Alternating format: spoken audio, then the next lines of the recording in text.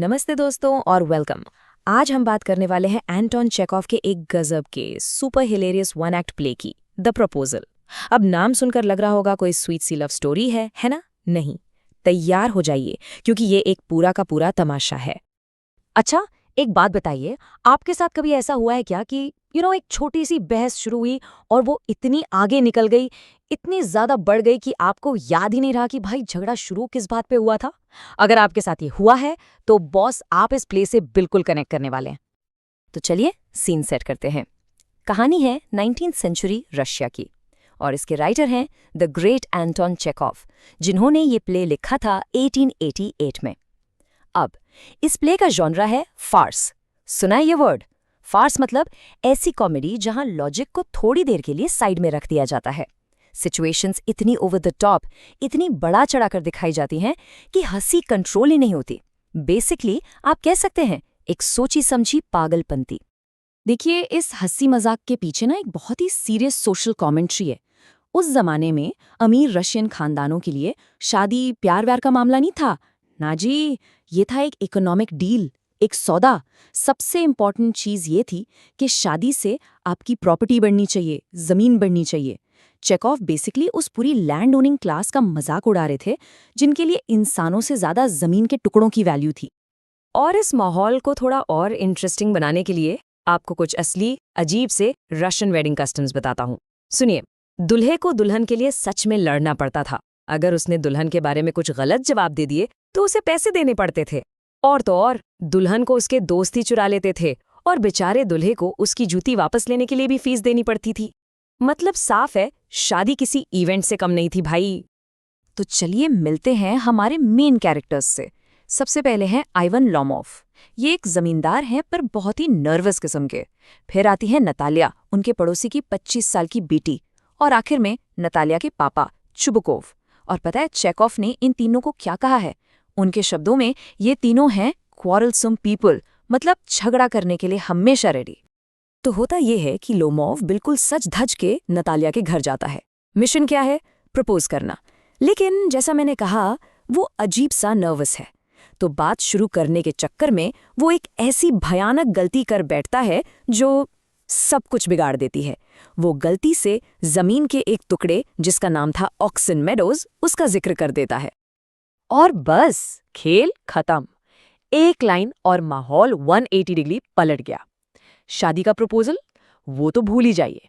अब बात आ गई थी इज्जत पर। नतालिया, जिसे प्रॉपर्टी के मामलों में काफी इंटरेस्ट है, वो सीधा लोमोव के क्लेम को चैलेंज करती है। कहती है, एक मिनट, क्या कह रहे हो? ऑक्सन मेडोज हमारे हैं, तुम्हारे नहीं। और बस यहां से एक रोमांटिक प्रपोजल सीधा बदल जाता है एक बचकानी लड़ाई में। लोमोव कहता है मेरा है, नटालिया कहती है नहीं हमारा है। और दोनों बिल्कुल जिद पर अड़ जाते हैं। पुराने कागज निकाल रहे हैं, खानदान की हिस्ट्री बता रहे हैं, बस ये साबित करने के लिए। और देखते ही देखते ये झगड़ा जमीन से हटकर पर्सनल इंसल्ट्स पर आ जाता है।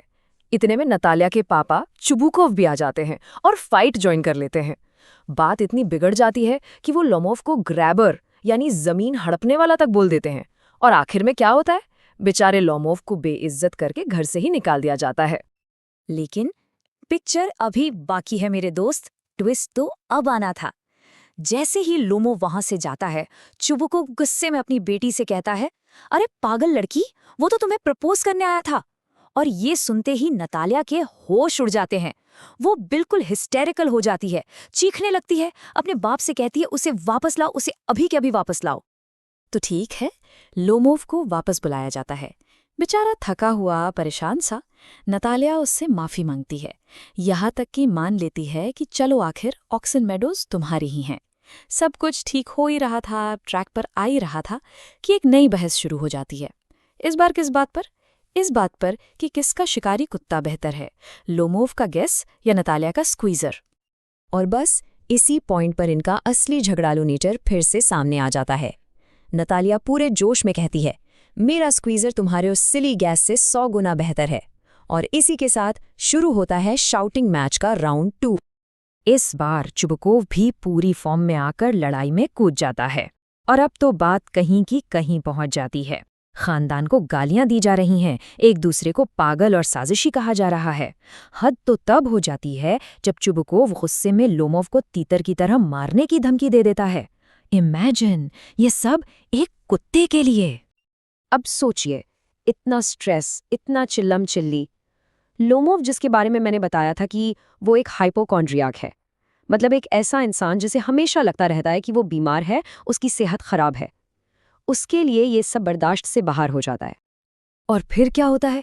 इस हाई वोल्टेज ड्रामा की ठीक बीच में लोमोव अपने दिल पर हाथ रखता है और एक आर्म चेयर पर बेहोश होकर गिर जाता है। उसे ऐसे देखकर नतालिया जोर से चिल्लाती है, ये तो मर गया। अचानक चुबुकोव की बत्ती जलती है। उसे रियलाइज होता है कि अरे बाप रे, उसके हाथ से एक अमीर दामाद जा रहा है। तो जैसे ही लोमोव में थोड़ी सी भी जान आती है, वो थोड़ा सा हिलता है। चुबुकोव पैनिक में जल्दी से नतालिया का हाथ लोमोव के हाथ में दे देता है और कहता है, जल्दी जल्दी शादी कर लो और जाओ भाड़ में, ये तैयार है। तो लो जी, इतने केओस, इतने झगड़े के बीच आखिरकार प्रपोजल एक्सेप्ट हो ही गया, एंगेजमेंट हो गई। लेकिन असली सवाल तो ये है, ऐसी तूफानी एंगेजमेंट के बाद क्या आपको लगता है कि इनकी शादी शांति से चल पाएगी? और इसका जवाब हमें अगले ही पल मिल जाता है। मंगनी होते ही उनका सबसे पहला काम क्या होता है? अपने कुत्तों वाली बहस को ठीक वहीं से शुरू करना जहां छोड़ी थी। नतालिया कहती है, अच्छा अब तो मानोगे ना कि गिस स्क्वीजर से बुरा है? लोमोव तुरंत जवाब देता है, नहीं, बेहतर है, और तमाशा चलता रहता है।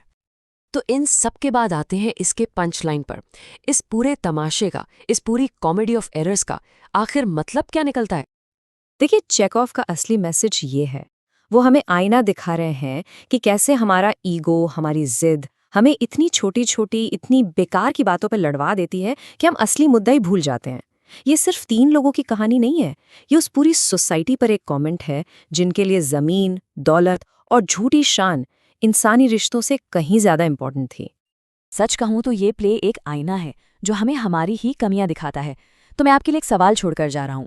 अगली बार जब आप किसी भी बहस में, किसी झगड़े में पड़े, तो बस 1 सेकंड के लिए रुककर सोचना, यार हमने बात शुरू कहाँ से की थी? असली मुद्दा क्या था? हो सकता है आपको भी रियलाइज हो कि आप भी किसी ऑक्सन मेडोज या किसी कुत्ते की बहस पर ही अटके हुए हैं। इस पर सोचना जरूर।